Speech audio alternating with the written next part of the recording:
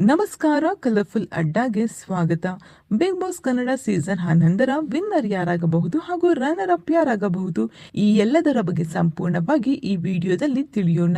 ನೀವಿನ್ನು ನಮ್ಮ ಕಲರ್ಫುಲ್ ಅಡ್ಡ ಚಾನೆಲ್ ನ ಸಬ್ಸ್ಕ್ರೈಬ್ ಮಾಡಿಲ್ಲ ಅಂದ್ರೆ ಈಗಲೇ ಸಬ್ಸ್ಕ್ರೈಬ್ ಮಾಡಿ, ಪಕ್ಕದಲ್ಲಿ ಕಾಣಿಸೋ ಬೆಲ್ ಐಕಾನ್ ಕೂಡ ಕ್ಲಿಕ್ ಮಾಡ್ಕೊಳ್ಳಿ. ರಜತ್ ಹಾಗೂ ಭವ್ಯ ಇವರಿಬ್ಬರಿಗೂ ಸಹ ಓಟ್ಸ್ ಕಡಿಮೆ ಬಂದಿರುವ ಸಾಧ್ಯತೆ ಜಾಸ್ತಿನೇ ಇದೆ. ಸೊ ಇವರಿಬ್ಬರಲ್ಲಿ ಒಬ್ಬರು 5ನೇ ಸ್ಥಾನ ಹಾಗೂ ಒಬ್ಬರು 6ನೇ ಸ್ಥಾನ ಪಡೆಯುವ ಸಾಧ್ಯತೆ ಜಾಸ್ತಿನೇ ಇದೆ.